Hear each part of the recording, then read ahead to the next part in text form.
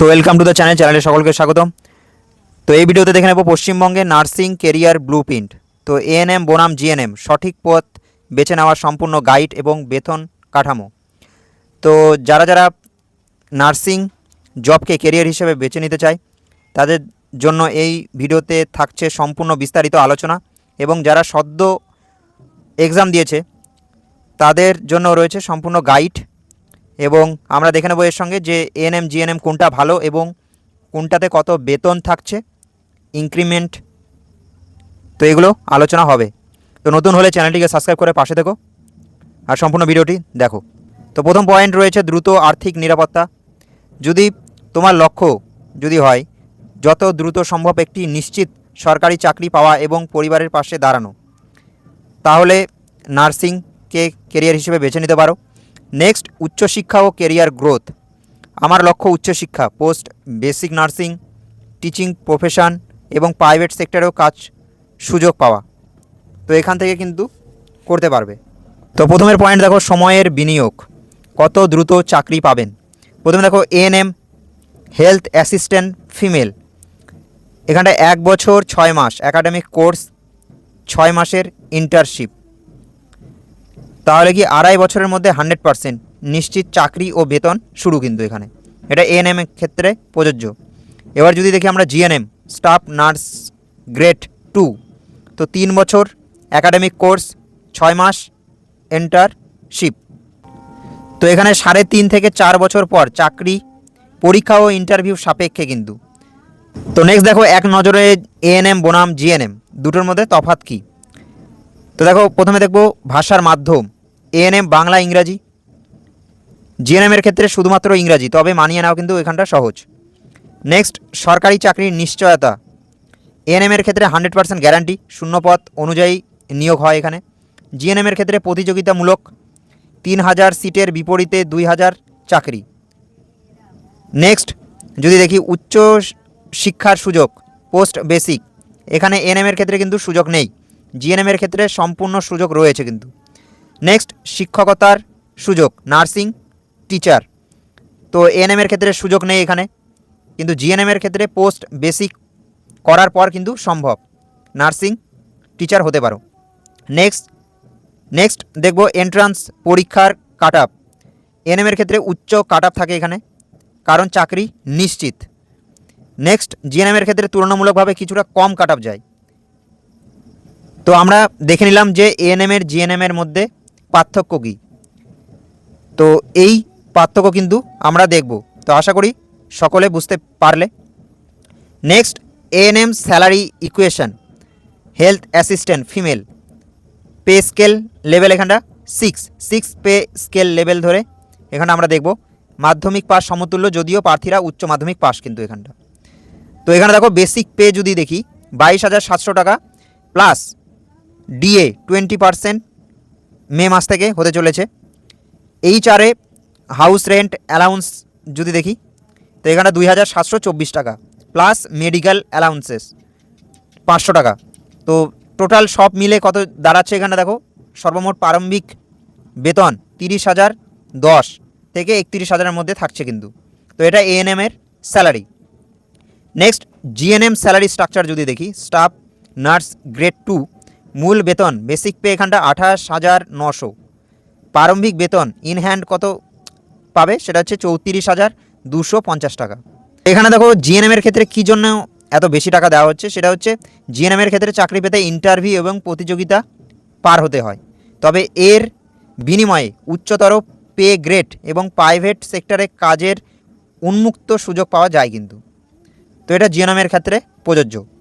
Next, ভৌগোলিক ভাতা, hill এবং উইন্টার অ্যালাউন্স। কি হিল অ্যালাউন্স যদি দেখি, প্রতি মাসে অতিরিক্ত 2,100 টাকা দেওয়া হয়, বেতন তাহলে দাঁড়ায় 32,000 থেকে 33,000-এর মধ্যে।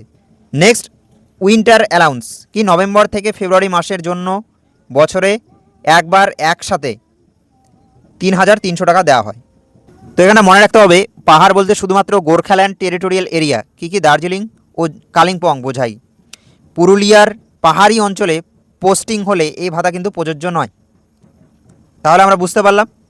তো পাহাড় বলতে এখানটা গোর্খাল্যান্ড টেরিটোরিয়াল এরিয়াকে বুঝিয়েছে কিন্তু। দার্জিলিং কালিম্পং সাইট। নেক্সট, অতিরিক্ত উপার্জনের সুযোগ রয়েছে এএনএমের ক্ষেত্রে। কি অন্যান্য সরকারি কাজের জন্য নির্দিষ্ট মোবাইল রিচার্জ ভাতাও দেওয়া হয় কিন্তু। Next, vaccination duty plus polio, প্রতি ডিউটিতে 400 টাকা, সেন্টারে 2 জনে এএনএম থাকলে টাকা ভাগাভাগি হয়, অর্থাৎ 200 করে পাবে।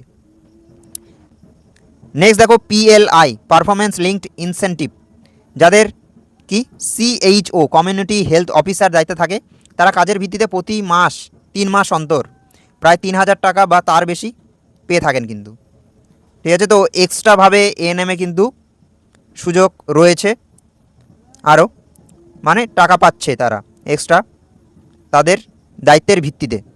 নেক্সট, ইনক্রিমেন্ট ইঞ্জিন, বার্ষিক বেতন বৃদ্ধি কিভাবে হয়। দেখো, জানুয়ারি থেকে 6 মাস টানা চাকরি জুলাই পর্যন্ত, তো এখানে 3% বার্ষিক ইনক্রিমেন্ট প্রতি বছর জুলাই মাসে আমরা দেখতে পাবো। শর্ত কি? তো ইনক্রিমেন্ট পাওয়ার জন্য জুলাই মাসের আগে অত্যন্ত 6 মাস টানা চাকরি করতে হবে কিন্তু। উদাহরণ হিসেবে, আপনি যদি জানুয়ারি বা তার আগে চাকরিতে যোগ দেন, তবেই আপনি সেই বছরের জুলাই মাসে ইনক্রিমেন্ট পাবেন। মে বা জুন মাসে যোগ দিলে ইনক্রিমেন্টের জন্য পরবর্তী বছরের জুলাই মাস পর্যন্ত অপেক্ষা করতে হবে কিন্তু। হিসেব যদি দেখি, বেসিক পে প্লাস 3%, তো রাউন্ড ফিগার করে নতুন বেসিক পে তৈরি হয় কিন্তু। নেক্সট, দীর্ঘমেয়াদী গ্রোথ, 8 এবং 16 বছরের বেনিফিট। দেখো, 1 থেকে 7 বছর স্বাভাবিকভাবে 3% করে বৃদ্ধি হবে, 3% বৃদ্ধি হয়। 1 থেকে 7 বছর পর 8তম বছরে কি বলেছে, একই পদে টানা 8 বছর চাকরি করলে স্পেশাল বেনিফিট প্রায় ডবল ইনক্রিমেন্ট যুক্ত হয়, যা বেতন এক ধাপে অনেকটা কিন্তু বাড়িয়ে দেয়। 16তম বছরে কি হয়, 16 বছর পূর্ণ হলে পুনরায় আরেকটি বড় আর্থিক লাভ, ডবল ইনক্রিমেন্ট পাওয়া যায় কিন্তু। তো এখানে দেখো, ডিসিশন ম্যাট্রিক্স, আপনার জন্য কোনটি সঠিক, আপনার বর্তমান অগ্রাধিকার কি। তো আর্থিক অবস্থা দুর্বল, দ্রুত চাকরির প্রয়োজন, তাহলে সিদ্ধান্ত এএনএম। এএনএম কিন্তু 100% দ্রুত নিয়োগ হয়। নেক্সট, উচ্চশিক্ষা, রিসার্চ এবং শিক্ষকতা করার স্বপ্ন আছে, নার্সিং টিচার হওয়ার, তাহলে জিএনএম নিতে পারো। পোস্ট বেসিক নার্সিং ও টিচিং করার সুযোগ রয়েছে কিন্তু এখানটা। এবার দেখো, বয়স 35-এর কাছাকাছি যদি হয়, তাহলে এএনএম। সরকারি বয়সের সীমার মধ্যে দ্রুত নিয়োগ হবে কিন্তু এখানটা। নেক্সট, সরকারি চাকরি না পেলে প্রাইভেট সেক্টরে কাজ করার অপশন খোলা রাখতে চাই, তো এই সিদ্ধান্ত জিএনএম নিতে পারো। প্রাইভেট হাসপাতালে প্রচুর সুযোগ কিন্তু পাওয়া যায় জিএনএম করলে, তো সরকারি চাকরি না পেলেও প্রাইভেট সেক্টরে করতে পারো, সেটা হচ্ছে জিএনএম এর ক্ষেত্রে। তো এই অপশনগুলো রয়েছে। তো এই ছিল এএনএম জিএনএম এর মধ্যে পার্থক্য। আশা করি এই ভিডিওর মাধ্যমে তোমরা পরিষ্কার হতে পেরেছো। তাহলে যার যেটা পছন্দ সেই হিসেবে সেদিকে যেতে পারো। তো কোনো কোশ্চেন থাকলে অবশ্যই কমেন্ট সেকশনে করতে পারো। তো এই ছিল আজকের ভিডিও, এএনএম জিএনএম কোনটা ভালো, কোনটার বেতন কাঠামো কত, সম্পূর্ণ গাইড। তো থ্যাংক ইউ ফর ওয়াচিং। নতুন হলে চ্যানেলটিকে সাবস্ক্রাইব করে পাশে থেকো। তো সবাই ভালো থেকো, থ্যাংক ইউ।